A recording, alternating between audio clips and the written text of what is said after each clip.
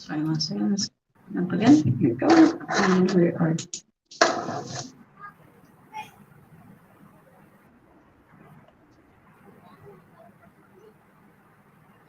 Assalamu alaikum Okay. everyone. I am Anahil Forest Wali and I am delighted to be here, your host today.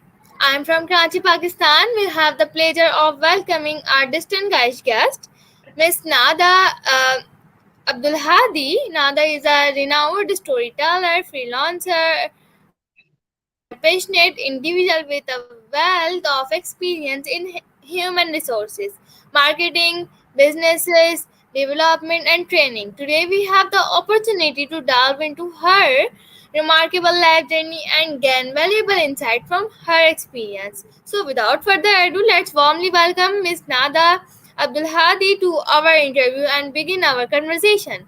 So, hello, how are you? I am doing great. How is everyone doing, and how are you doing? Alhamdulillah, I'm good. So, first of all, please introduce yourself for my viewers.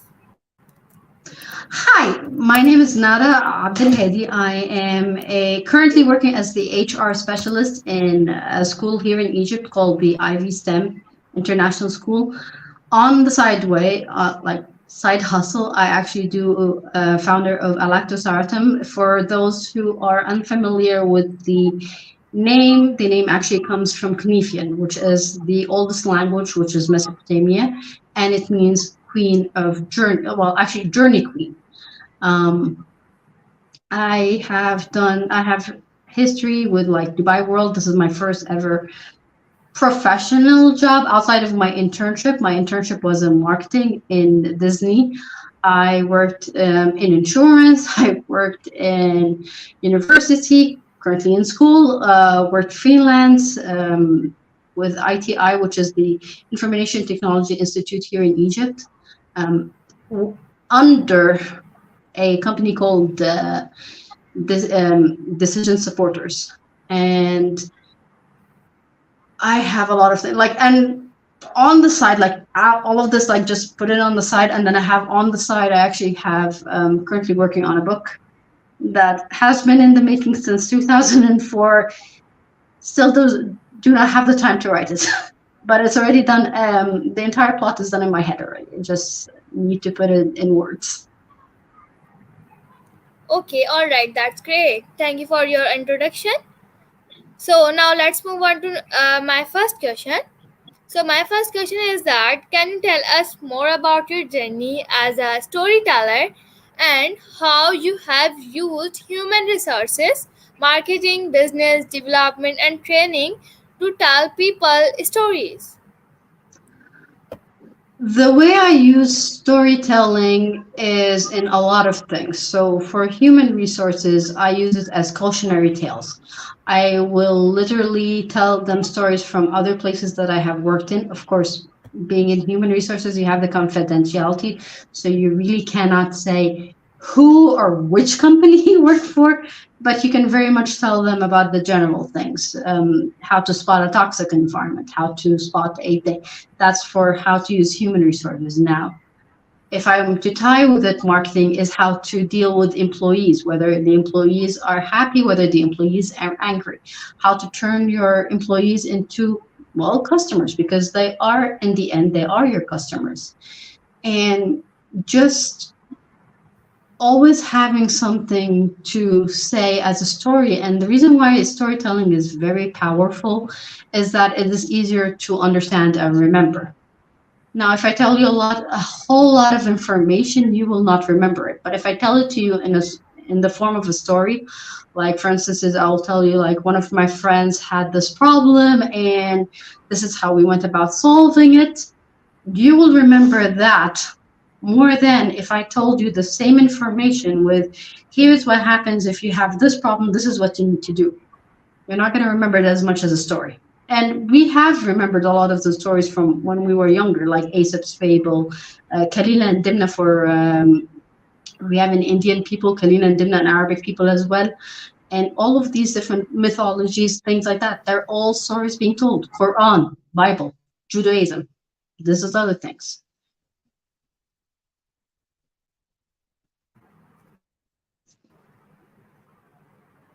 And that's how I use storytelling. All right, thank you for your answer.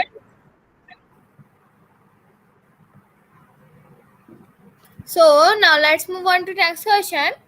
What motivated you to pursue a career in HR, and how did your experience at Dubai World contribute to your understanding of the field? I owe the career of human resources actually to my first manager, my first ever manager, well, first ever good manager. And her name was Randa Thomas. She was the director of Dubai World, director of HR for the Dubai World Corporate Service.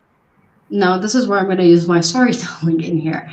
Um, the way she actually introduced me to HR was I applied for the job in Dubai World, and one of the jobs was human resources. And I had just freshly graduated from marketing, no clue what HR is. But I found myself looking forward to helping other people. This is what I understood. And then when I had her as my director, and this is why I talk a lot about Dubai World. But as a manager, she was one of the best managers I ever had. And anyone who works under her is extremely fortunate and extremely lucky because the way she taught us HR is she was like, look, you're on a tightrope. You can't make everyone happy. You have to this walk this really tightrope between what is good for the employee and what is good for the owner. So you can't befriend employees because you're not the friend of an employee because at one point in time you're going to have to say the hard things, whether it is disciplinary, whether it is this is in the case of the worst case scenario. Now, the other thing she liked to do a lot is she used to actually sit with us in the cubicles. She had her own mahogany desk, like what a director, what you would expect from a director. Mahogany desk, she had all of that, but she refused to sit there. She would actually sit down with us in the cubicles. And those who did not know her often confused her with a regular employee. But the reason why she did that was because she wanted to make sure that we constantly understood what it means to be truly HR, to be truly human resources, that it's about the employee, it's about the human capital, it is about, and at the end of the day, even if you can automate everything, even if you have AI, even if you automate, even if you do things, in the end, that final decision is a human decision. It is the decision whether to like, okay, this person, you a lot of the times you had problems where you knew the person psychologically was not there. You had a great employee who had like hard time, or a or an employee that had some personal troubles, and because of that personal troubles, it affected their work. Now, if you were an automated system, you would see that and you would see go, this person needs to go because they're not performing. But because of the how she taught it to us, we understood the psychological thing. So we normally what we would do is we would actually force them to take a vacation so they can kind of de-stress, kind of detox. And hey, don't worry about everything. Everything is going to be okay. We're going to make sure that we take care of you, and that's what I love about her. And that's kind of what I go with even with like currently with the HR is I always go with that point of yeah, it is a hard job. You're gonna have a lot of sleepless nights because you're wondering if what you did was the right thing to do or not. But at the end of the day, we are literally nothing without the human capital, and that's Dubai. That's Dubai for that's why I'm getting a little bit emotional, but yeah, it shall forever have a place in my heart. And Randa shall forever be one of those managers where I just toot her horn all day long because of how great and how, again, how fortunate I was to actually learn from her a lot. And she was a mother figure. I'm actually currently fortunate to have another manager who is the same thing as her and has the same personality as her. Her name is Dr. Rasha Salah, and she is a wonderful human being and a very strong leader, and also a great person to deal with, and a great person. And also, you'll be lucky to work under her. I mean, I'm very fortunate to work under her, and I thank Allah all the time. I always thank Allah for every lesson that he has taught me and every person that has come my way. So we can go to the next question.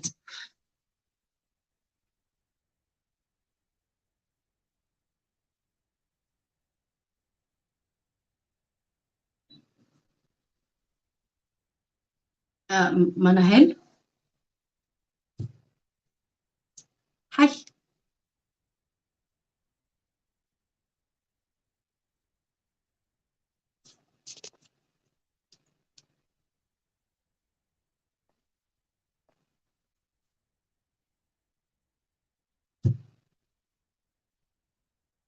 I'm guessing there's a lag. I'm gonna try logging off and logging on again, and hopefully this is going to fix it. I hope. I think. Um.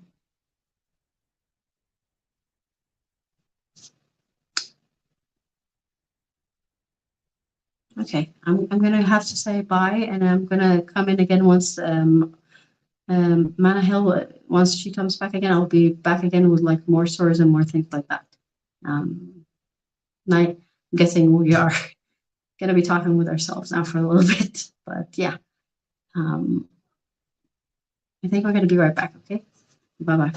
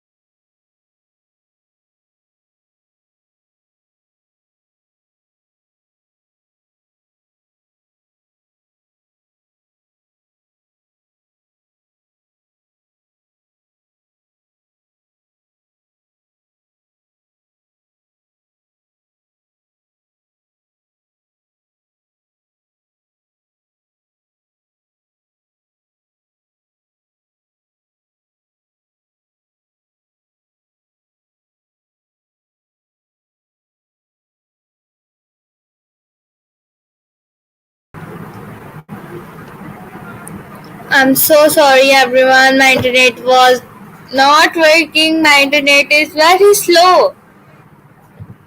So I will tell her, please come again.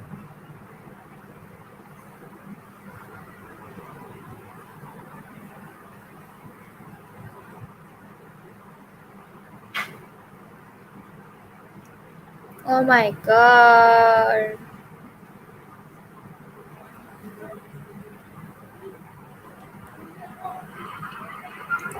I'm so sorry everyone, my internet.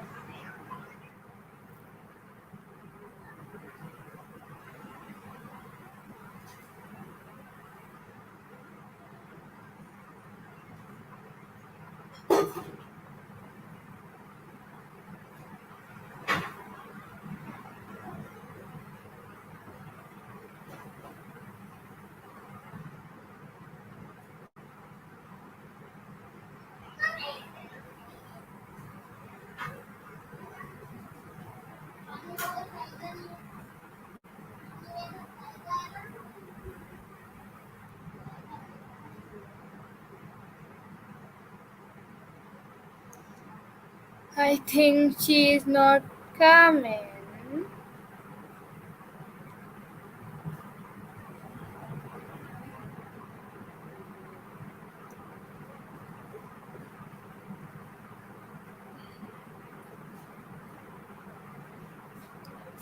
Oh.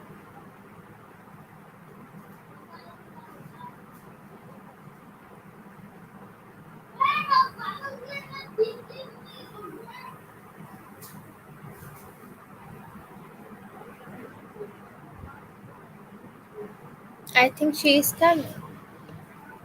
She is.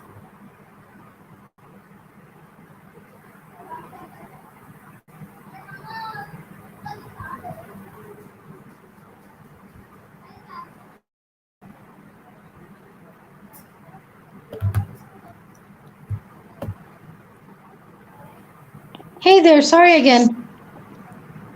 Welcome back. Welcome back to myself again, and welcome back to you. Thank you so much for coming. I'm so sorry my internet is slow.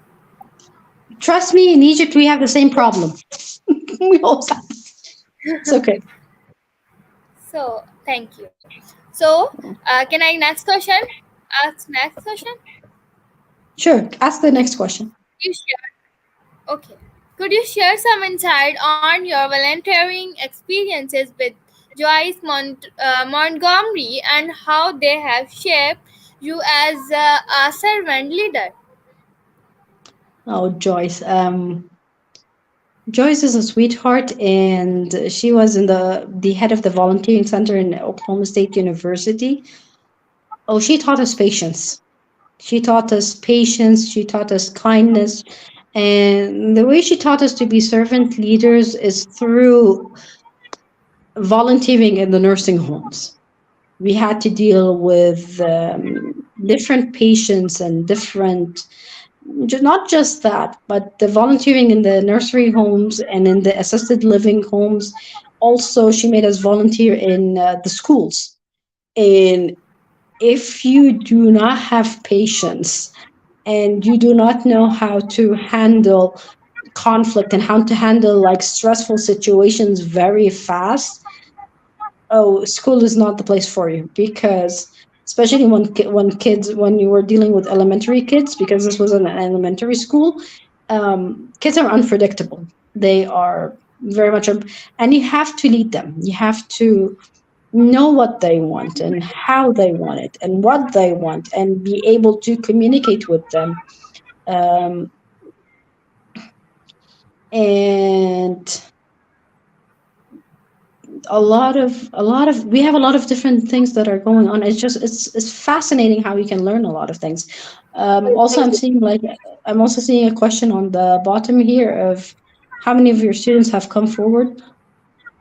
I'm not sure what you mean by the question. I'm guessing you mean how many of them have came into like positions and things like that.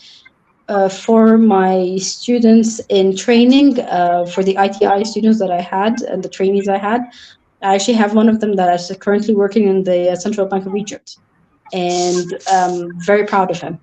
And I have other people who are working in different areas, and again, very proud of them. Very proud of them. They went a long way. They've learned a lot of things, and they are, again, they've done a lot, and I'm so proud of them. And that's another thing you need to learn with students, and that's something else that Joyce taught us. Is she taught us? She's like, it's easy to destroy. It's easy to be mean. It's easy to be quote unquote evil, but it's hard to be good, and it's hard to go in the right way, and it's hard to take in your temper, take in your anger, take in your everything, and just be like, you know what? It's not their fault. Okay, even if they make us, and let's take this one and turn it into a teachable moment. And I've learned a lot, even as a parent, from Joyce. So yeah, Joyce is, like I said, I had a few very lucky. I was very fortunate with a few of the managers that I had. I'm very fortunate with them. So we can go ahead for the next question if you would like. Okay, all right. Thank you for sharing. So, tell us about your brand, Alaktu Sarratum. What inspired it? So the idea of Alakto is the idea of life. That life is a journey, and we're constantly learning things, and we're constantly experimenting. So the idea of Alakto, or the idea of the brand, is basically it is a joyful ride. It is basically, I'll do whatever I think will be good, whether it's training, whether it's poli-sci, whether it's, and this is where like all of these things that I've learned and all of the educations that I've heard come into play is through the brand. And the way I did it was I used the political science that I've learned in So let me give you a close background with my education. My education is I had two bachelors and one master's. My two bachelors are in marketing And yeah, I'm marketing in a bachelor's in marketing and a bachelor's of science in management, concentration HR. And my master's was in international studies, concentration economic trade and human development. So a little bit of poli sci there. Um, and poli sci teaches you how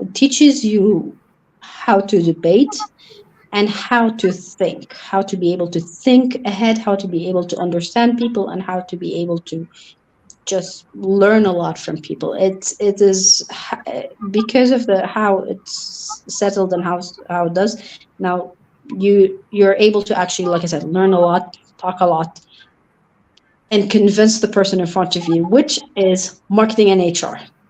Like it goes back to marketing and HR now.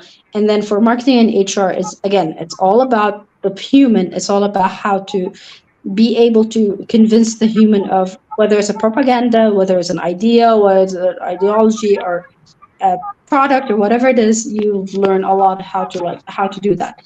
Now the final thing, and this is the most important thing, is so how does this all tie up with economics?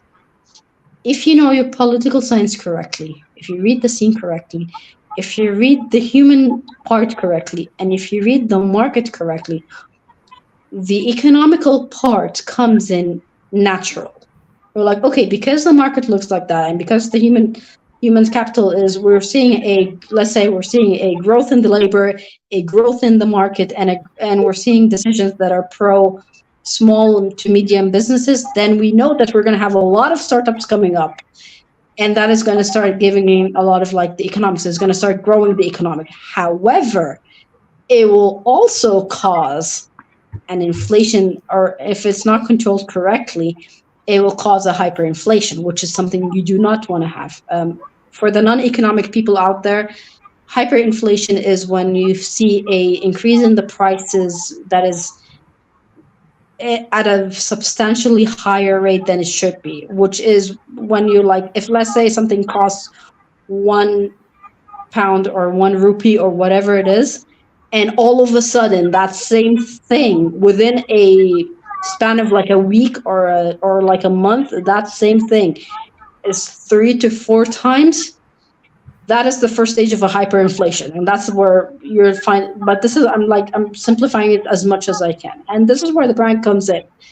It's taking all of this and it's simplifying it as much as we can, and we're experimenting together. We're seeing where we can go. So how does that, and that translates to training with corporates if there are corporates, with helping the school that I work in through because I see what happens in the political science, I see what happens in economics, I see what happens through my brand, so I can be able to help the school with my work, and it's just all of that makes it unique. Now, why Canadian out of all the languages? Why a dead language? The reason why I did the dead language was because I wanted to show that life is the idea of it is that we're using something as old as a dead language to help us with the new friends and to help us with the future and to help us with, and again, the reason it's Journey Queen is just because you're the queen and the king of your own journey. All I'm doing is just helping you and guiding you through that journey. And that's my brand. All right, thank you for sharing. So, how do you envision creating a positive impact in both the community and our day-to-day lives through your work as a storyteller, trainer, and freelancer? I improved the community through helping. So sometimes I do free trainings especially for students who just graduated from university. I will walk them through what an HR does, what an HR asks, what we look for a CV, and that gives back to the community, because then I know that they're going to be in a better place, in a better position. And I even walk them through the negotiations. I walk them through what we're going to say as HR. Like I will walk them through like the salary negotiation and why, and give them the reason of why, let's say HR always does that thing that annoys most people of like, oh, tell me what's the lowest salary you can go. You have to understand the reasoning behind it. And once they understand that reasoning, it clicks, and I love seeing that click that tells me that they understand what's going on and they can negotiate better. Also, at the same time, I tell them when to stop the negotiation, when which signs in the HR or which body language in the HR, that if they see that body language, that means they've succeeded the thing. They're going to get rejected due to that negotiation is going to help get them out of the job. So I teach them that. Now, how do I tie up the rest of the things? Again, it's all goes down to the human factor. As long as the human factor we have is correct, it's one, like, as long as we understand the human psyche and the human brain and how it works and how different cultures work and what happens with different cultures, we're good. And again, that goes back to the community. So I hope that answered the question. All right. Thank you so much, Ms. Nada, for sharing your incredible journey and insight with us today. Your passion for storytelling, commitment to creating positive impact, and dedication to continuous learning are truly inspiring. We are very grateful to the knowledge and wisdom you have imparted upon us. As we conclude this interview, we would like to express our heartfelt appreciation to Miss Nanda for taking the time to join us, for being so generous with her experience and expertise. Your stories has resonated with us, and we are certain that they will resonate with our audience as well. We encourage your viewers to continue with Miss Nanda through the email provided in her profile and explore the valuable services and training she offers. We wish you continued success in your endeavors, Ms. Nada, and we look forward to witnessing the positive impact you create in both the community and our day to day lives. Thank you very much, everyone, for having me around with you guys. And I look forward to seeing all of you. You are more than welcome to ask me any question you want. I'll be more than happy to help. And of course, thank you to my. I'm trying to pronounce your name, and I'm sorry if I butcher your name. Manahil, right? Yes, right. Okay. And thank you, Ms. Manahil, for the wonderful interview. I look forward to more collaborations together, and hopefully we look forward to having seeing you grow older and grow much more successful. Thank you very Thank you much, so everyone, for having me all one. Thank you so much. Love is bye. Bye.